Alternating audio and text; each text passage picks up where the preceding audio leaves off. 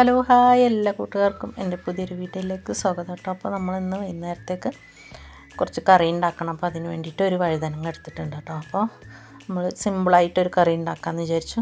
അപ്പോൾ അതൊന്ന് ചെറുതാക്കി കട്ടാക്കി എടുക്കാം കേട്ടോ. അപ്പോൾ തീരെ കനം കുറച്ച് അരിയണ്ട കേട്ടോ. അപ്പോൾ കുറച്ച് കനത്തിൽ ഇതേ അളവിൽ നമുക്ക് വെട്ടിയെടുക്കാം കേട്ടോ.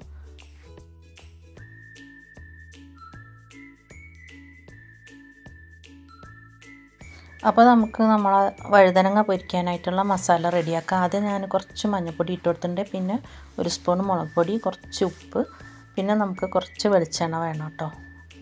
അപ്പോൾ അതും കൂടി ഇട്ട് കൊടുത്തിട്ടുണ്ട്. ഇനി കുറച്ച് വെള്ളം ഒഴിച്ചിട്ട് നമുക്കൊന്ന് കുഴച്ചെടുക്കാം.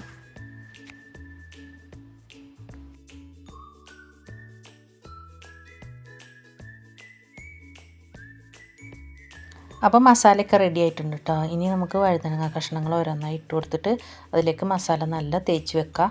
എന്നിട്ട് ഒരു 10 മിനിറ്റോളം മസാല പിടിക്കാൻ വേണ്ടിയിട്ട് എടുത്ത് വെക്കാം കേട്ടോ. അപ്പോൾ ഏകദേശം ഇപ്പോൾ 10 മിനിറ്റോളം ആയിട്ടുണ്ട് കേട്ടോ ഞാൻ മസാല തേച്ച് വെച്ചിട്ട്. അപ്പോൾ നമുക്ക് കുറച്ച് വെളിച്ചെണ്ണ ഒഴിച്ചു കൊടുത്തിട്ട് വഴുതനങ്ങ ഒന്ന് പൊരിച്ചെടുക്കാം. അപ്പോൾ അധികം എണ്ണേൻ്റെ ആവശ്യമൊന്നുമില്ല കേട്ടോ, കുറേശ്ശെ ഒഴിച്ചു കൊടുത്താൽ മതി. അപ്പോൾ എല്ലാ വഴുതനങ്ങയും അതിൽ നമുക്ക് നിരത്തി വെച്ചിട്ടുണ്ട്. അപ്പോൾ എന്നും വൈകുന്നേരം ചോറ് വെക്കുന്ന സമയത്ത് പിന്നെ കറി രാവിലെ അല്ലേ വെക്കാറ്. അപ്പോൾ എന്നും മക്കൾക്ക് കൊണ്ടുപോകലും ഒക്കെ കഴിയുമ്പോൾ രാത്രിക്ക് കറി കുറച്ച് കമ്മിയായിരിക്കും കേട്ടോ. അപ്പോൾ എന്തെങ്കിലും ഒരു തട്ടിക്കൂട്ട് കറി വൈകുന്നേരത്തേക്ക് ഒപ്പിക്കാനുള്ള പരിപാടിയിലായിരിക്കും കേട്ടോ എന്നും. അപ്പോൾ അങ്ങനെ ഉണ്ടാക്കാമെന്ന് വെച്ചിട്ട് ഉണ്ടാക്കുന്നതാണ്. അപ്പോൾ നമുക്ക് വഴുതനങ്ങയൊക്കെ ഏകദേശം വെന്ത് കിട്ടിയിട്ടുണ്ട് കേട്ടോ. ഈ പരുവത്തിൽ നമുക്ക് കോരിയെടുക്കാം.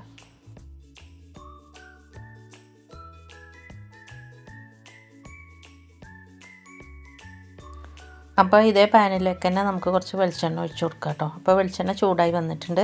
അപ്പോൾ കുറച്ച് കടുകും അതുപോലെ തന്നെ കുറച്ച് ഉലുവയിട്ട് പൊട്ടിയതിന് ശേഷം നമുക്ക് ഒരു വറ്റൽമുളകും കൂടി ഇട്ട് കൊടുക്കാം കേട്ടോ. അപ്പോൾ വറ്റൽമുളകും ഒന്ന് മൂത്ത് വരുന്ന സമയത്ത് നമുക്ക് കുറച്ച് ചെറിയുള്ളി ഇട്ടിട്ട് മൂപ്പിച്ചെടുക്കാം.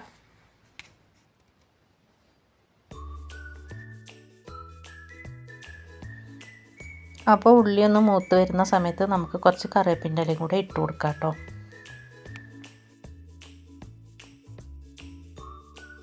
പിന്നെ കുറച്ച് മഞ്ഞൾപ്പൊടിയും കൂടി നമുക്ക് ഇട്ട് കൊടുത്തിട്ട് നല്ലോണം ഇളക്കി കൊടുക്കാം.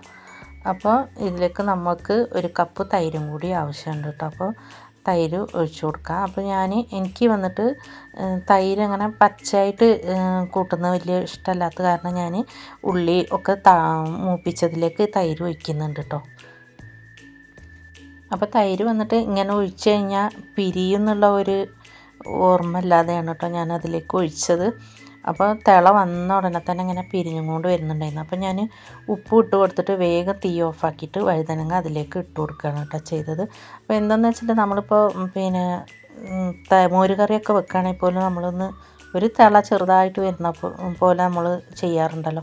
എനിക്കാണെങ്കിൽ അങ്ങനെയുള്ളൂ ഇഷ്ടം കേട്ടോ. ഇങ്ങനെ പച്ച തൈരിലേക്ക് ഇട്ടിട്ടുള്ള കറികളൊന്നും അങ്ങനെ വലിയ ഇഷ്ടമല്ല. അപ്പോൾ ഞാൻ ഇങ്ങനെ ചെയ്ത് നോക്കിയതാണ്. അപ്പോൾ ഒന്ന് തൈര് ചെറുതായിട്ടൊന്ന് പിരിഞ്ഞ് വന്നു കേട്ടോ. പ്രശ്നമൊന്നുമില്ല, കറി നന്നായിട്ടുണ്ടായിരുന്നു. അപ്പോൾ നല്ല ചൂട് ചോറിൻ്റെ കൂടെ കഴിക്കാൻ നല്ല രസമുള്ള കറിയാണ് കേട്ടോ. അപ്പോൾ എല്ലാവരും ഒന്ന് തയ്യാറാക്കി നോക്കണേ. അപ്പോൾ ഇന്നത്രേ ഉള്ളൂ വീഡിയോ. ഈ വീഡിയോ നിങ്ങൾക്ക് ഇഷ്ടപ്പെട്ടെന്ന് വിചാരിക്കുന്നു. ഇഷ്ടപ്പെട്ടാൽ ലൈക്ക് ചെയ്ത് ഷെയർ ചെയ്ത് സപ്പോർട്ട് ചെയ്യാൻ മറക്കരുത്.